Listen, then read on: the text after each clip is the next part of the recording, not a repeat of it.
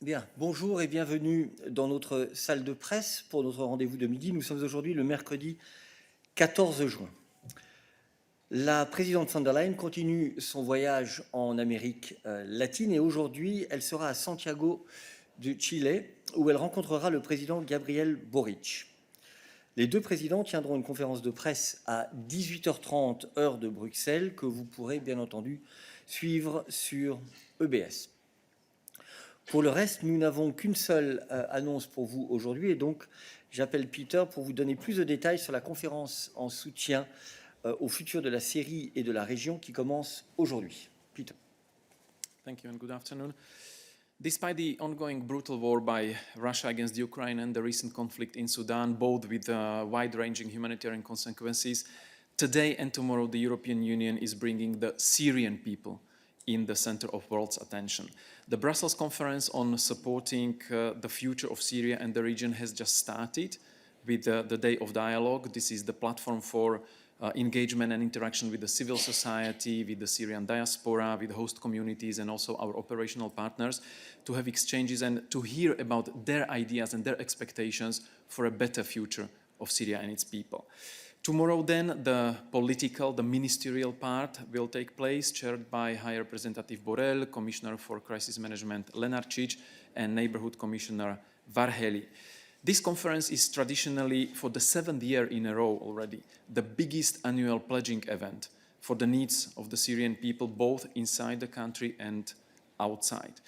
The European Union is by far the biggest donor for the needs of the Syrian people, and with this conference we also reiterate our commitment to the Syrian people who have suffered so much and are still suffering in the 13th year of this ongoing conflict in Syria.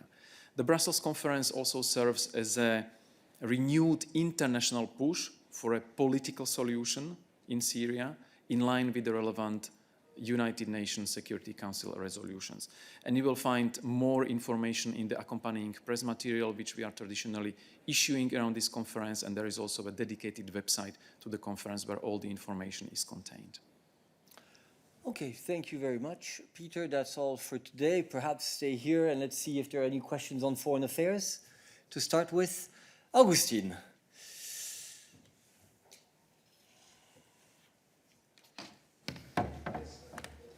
Hold on, wait for it to be read. Okay, it's read now. Peter, I have a question on Kosovo issue.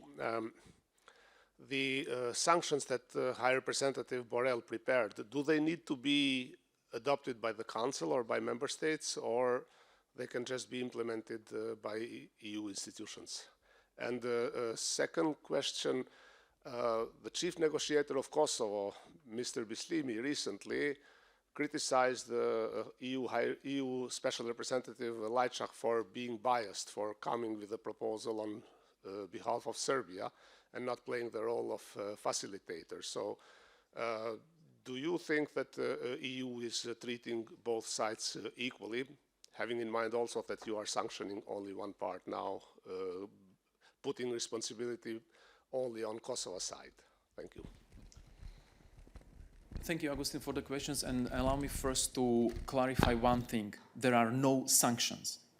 The EU is adopting sanctions as restrictive measures based on a clear legal framework defined by the member states after a long process of discussions in the Council. So there are no sanctions against Kosovo, that's one thing. The second thing is that due to the recent escalation that we have been witnessing since the start of this month, the European Union, 27 member states of the European Union unanimously have said that they expect very clearly, that was a clear demand by the EU 27 member states, clear demand and clear request to Kosovo and Serbia to de-escalate the latest tensions, especially in the north of Kosovo, caused by the by-elections and the implementation of the results of the by-elections in the 4 municipalities. And we said very clearly, if there will be no immediate de-escalation, there will be consequences, and there will be negative consequences for our relations. So over the past days and weeks, there have been very intense, high-level contacts between the European Union and our allies and the partners on both sides to find a way to overcome the status quo in Kosovo, because we are again in a situation, and the events yesterday have shown and proved that there is no de-escalation. The escalation is still going on. So we say this status quo needs to be overcome. We have to move from crisis management again to sustainable process, and the calm needs to be restored in the north of Kosovo. Now, despite our repeated calls, in this case, Prime Minister Kurti has so far failed to take decisive steps and action to de-escalate. His proposed 5-point plan, which he flagged in his letter to High Representative, fails to adequately address some key elements which are the root cause of the latest crisis, and which we expect him to address urgently with decisive measures. And while diplomatic work continues and the outreach continues also, the European Union, in line with the statement of 27 member states from 3rd of June, the European Union has prepared proposals of measures with immediate effect. These are not sanctions in the restrictive measures sense of the word as the European Union has it. These are measures to be taken with immediate effect. Now, member states supported yesterday a series of measures in relation to Kosovo, and we still expect Prime Minister Kurti to implement the steps which are needed for immediate de-escalation. And these measures are incremental with financial and political consequences, starting with suspension of high-level visits and contacts and events, as well as our financial cooperation with Kosovo. And of course, these measures and the suspensions are temporary and reversible depending on the developments on the ground and credible decisive steps taken by Prime Minister Kurti in de-escalating the situation.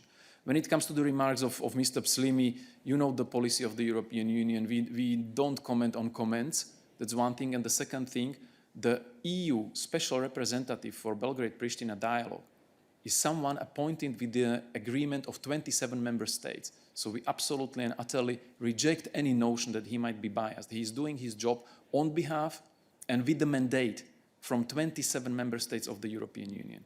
He is a representative, special representative, acting on behalf of High Representative, who are both answering, are appointed, and are mandated by the 27 member states of the European Union. The European Union is not biased. The European Union is the honest broker. That's why we are investing so much time and energy to facilitate the dialogue and to help the both sides, despite their approaches and attitudes and actions over the last few weeks, months, and years. We still continue to help them to find the necessary consensus to reach and find a European solution to their problems. Follow-up. Yes, thank you, Peter. I fully understand the EU language. It's measures, not sanctions, and etc. But one of the measures is suspension of financial support, or even not approving projects or programs within the Western Balkan investment plan. So this is purely financial sanction, and do you need the decision for this, or who takes the decision that Kosovo, that the proposal by Kosovo, for example, for the projects will not be approved or implemented? Again, as I outlined, there is a series of measures or proposals for series of measures. Some of them have already taken effect immediately. Some of them are further being discussed, and the member states will discuss and decide gradually whether we proceed to next step. But the spectrum is relatively wide, and as I said, these are reversible and temporary measures that will be introduced, and some of them are already being introduced in reflection and in connection to the developments on the ground. Sur ceci, David?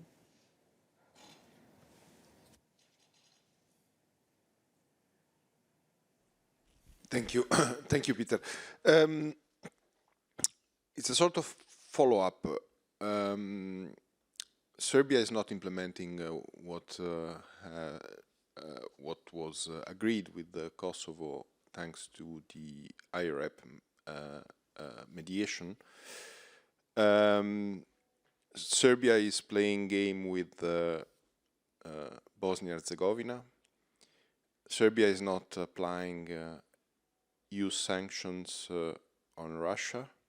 I'm wondering if you will threaten measures, consequences in a more concrete way toward Serbia on all this file, or it's just Mr. Kurti problem?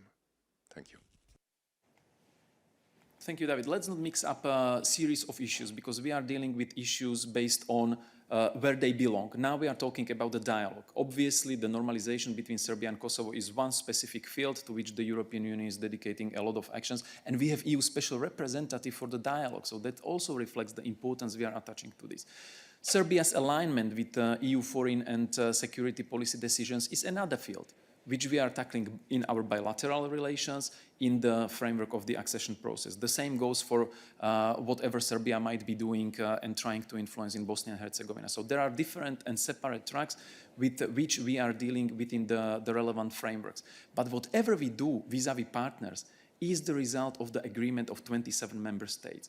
So if you are asking about what are we going to do with Serbia, of course, we are closely monitoring Serbia's compliance with our requests related to the latest escalation. And the latest escalation is linked to the situation in the 4 municipalities in the north of Kosovo, the by-elections with a very, very low participation, and the follow-up which happened when the elected mayors tried to take the offices, and the escalation which resulted actually in bodily harm and injury of many people, including the KFOR and ULEX members. So we are closely monitoring how Serbia is complying with the demands which were clearly outlined in the EU declaration from the 3rd of June, which were also the subject of interactions by EU Special Representative in Belgrade, together with the US envoy, and in other contacts between the EU representatives and Serbian leadership. And we are ready to take measures if we find that Serbia is non-complying with these 3 immediate measures or demands for the escalation.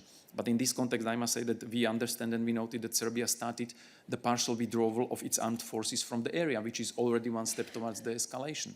So if Serbia will be found by 27 member states that Serbia is contributing to the ongoing escalation, then the member states will discuss what measures to take against Serbia. As I said, EU is unbiased, honest broker, which has only one objective: to bring the both sides back to a situation when we are dealing with the real issues. That means normalization, not escalation, not crisis management.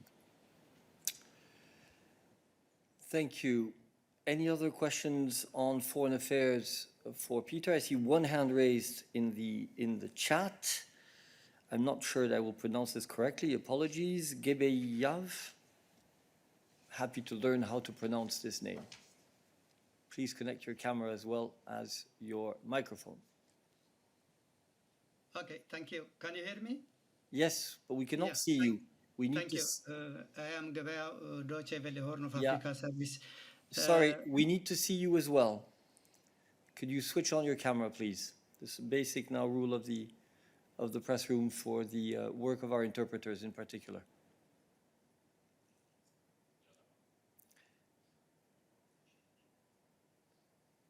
Okay, I think it's your first time connected. So with the agreement of our colleagues, we'll make one exception for your first time, but please next time make sure you have a camera and that you can connect. So I continue then. It's to Peter, and it's on Sudan. You know, it's 2 months since the war in Sudan has begun, and you know, the situation is getting worse, and even in Darfur it said that civil war is already taking place, and international organizations are warning that it could be even another genocide there. So I wonder what the EU is doing, because every time every truce was violated, and still there is no sign of truce or anything that could stop the war. So I wonder what the EU is doing when such crisis in the neighborhood is getting worse, and I just want to know the reactions of the EU and the concrete measures that EU is planning. Thank you. Thank you. And indeed, as I mentioned at the start, I mean, we are very much aware about the dire and wide-ranging humanitarian consequences of this conflict in Sudan. And when it comes to the latest violation of the ceasefire or renewed fighting after the temporary ceasefire over the weekend, we are condemning very strongly the sharp escalation of violence which is reported to be happening in Khartoum and elsewhere in the country after the expiration of the ceasefire agreed in Saudi Arabia. The fighting parties will be held accountable, and the European Union repeats its call on warring parties to stop this senseless conflict and cease all hostilities immediately, permanently, without any further delay, because in the end it's just the ordinary people paying the price for it. The situation is being destabilized, and it's also having negative consequences on the neighboring countries. And regarding your question, what the European Union is doing beyond the calls, of course, we are trying to do as much as we can in bringing the parties to stopping the hostilities. But this can be done only in cooperation with international partners. And this is what we are doing. Together with the international partners, we are and we will continue to stand in support and assist the Sudanese people, and also any meaningful efforts to bring both sides of the conflict to stop the fighting. Do you have a question on this issue? Look, okay, let's try to take questions issue by issue, please, or else it's difficult to manage. But go ahead. Yeah, on Kosovo, please. You mentioned that the election turnout was a problem. How low does election turnout have to be before you call it a problem? Well, after the elections, which were happening in a situation that was already known to both sides and was linked to a number of calls by the international community, the European Union and our partners, we said immediately these elections, although they were taking place within the legal framework, they didn't bring any sustainable solution. They only increased the potential for the situation to get worse. And indeed, unfortunately, the reality proved these calls of warning by the European Union, echoed also by our international partners. So we said these elections, with the fact that they were boycotted by the main part of the population in the municipalities where they took place, constituted not solution, but actually contributed to the renewed escalation and to the renewed crisis which we are witnessing, unfortunately, in the north. That's why it is more important than ever find sustainable solutions for this after the immediate priorities, and the immediate priority is, of course, to take steps on the side of the Kosovo government to de-escalate the current tensions. Thank you. Foreign Affairs, go ahead. Thank you. Peter, you mentioned the low turnout in Kosovo election. Would you say the same for Tunisia, where the turnout was 10%? And even if the turnout was 10%, the President of the Commission went there and announced a memorandum of understanding with the President Sayed. Thank you. Yeah, of course. Maybe I would start with what I answered to your first question. Let's not mix things up which cannot be mixed. The situation in Kosovo, it's very particular. The situation in Kosovo is caused by the fact that we have two partners which are on their European path, and they cannot agree on certain things, including on the status. They are part of the dialogue which the EU is facilitating.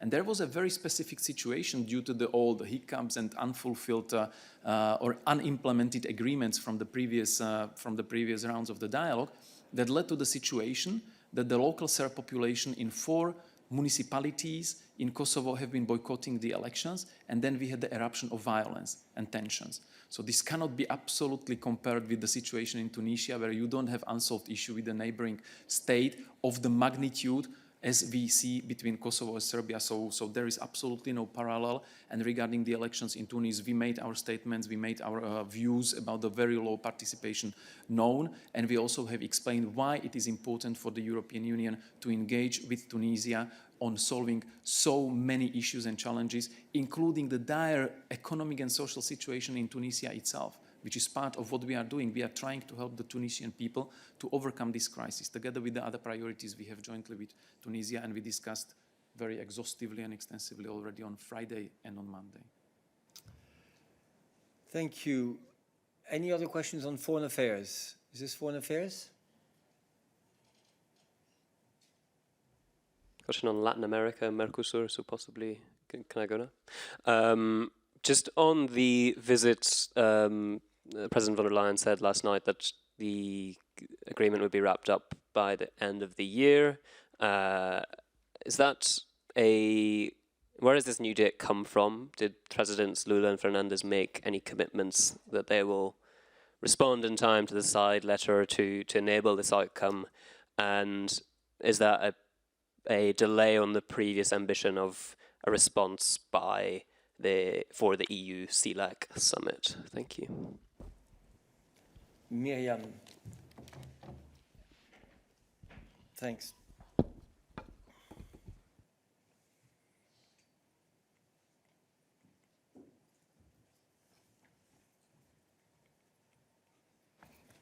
Thank you. I don't think we have ever set a specific date for the conclusion of the agreement.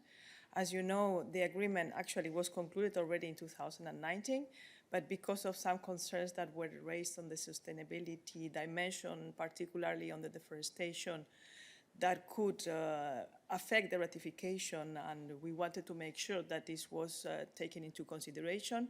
We have prepared an additional instrument that took into account all these elements, and that was sent and shared with our Mercosur counterparts earlier this year. So now basically we are waiting for them to come back. We have said that the CELAC summit, and the EVP has reiterated this on several occasions, would be a milestone to advance and to see the progress.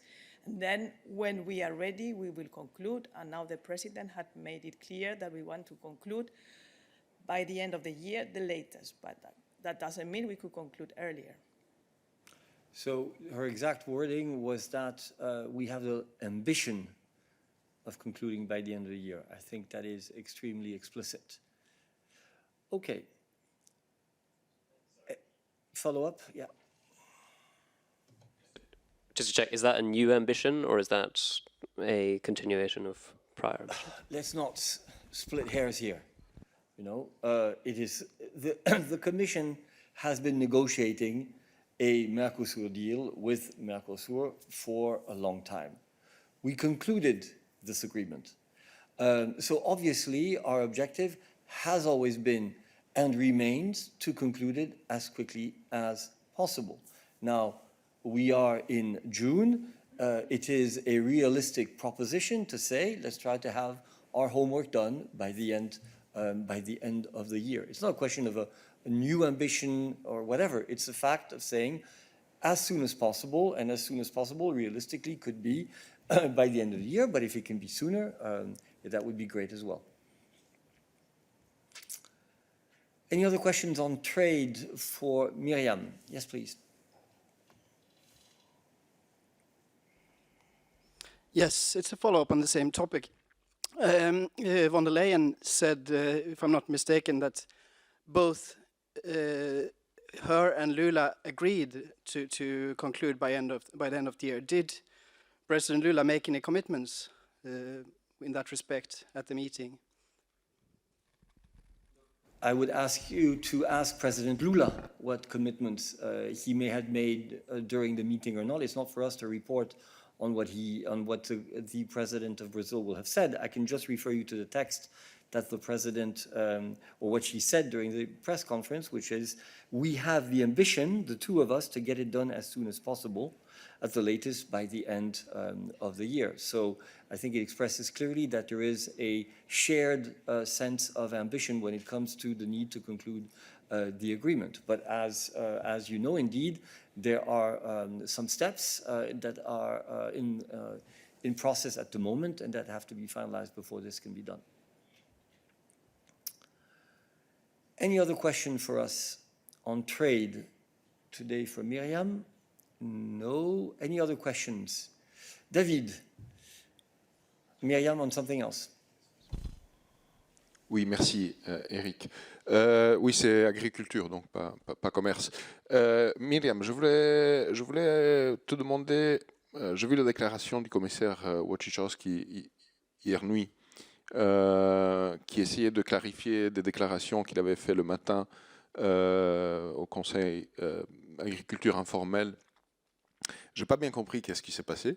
Si tu peux nous aider à comprendre sa déclaration. Et un petit rajout, à propos du paquet de 100 millions, est-ce qu'il y a encore un pays, l'Hongrie, qui n'a pas décidé de retirer les mesures unilatérales ou elle a procédé à respecter l'accord qu'elle avait fait? Merci. Je vais peut-être prendre la première partie de ta question. Tout simplement, le commissaire Wojciechowski a fait un certain nombre de déclarations avant de se rendre au Conseil informel agriculture, et il y a eu sur cette base un certain nombre d'articles dans les médias qui semblaient indiquer qu'il remettait en cause les agissements de la présidente sur le paquet d'aide. Et donc, il a cru bon, et nous sommes absolument d'accord, de préciser que ce n'était absolument pas le but de son propos. Il a précisé quel était le propos qu'il avait tenu, qui était de dire que le dossier n'était pas encore suffisamment mûr, celui de l'aide pour ces 5 États membres, pour pouvoir être mis sur la table du collège pour décision finale. Voilà le but de son propos et le contexte dans lequel cela s'est déroulé. Sur la deuxième question, je passe la parole à Myriam. Oui, alors sur ta deuxième question, il y a plusieurs éléments. Il y a peut-être des restrictions de jure, tu as mentionné le cas de l'Hongrie, et il y a aussi des restrictions de facto. Et on a vu aussi des protestations dans les frontières avec la Pologne et l'Ukraine.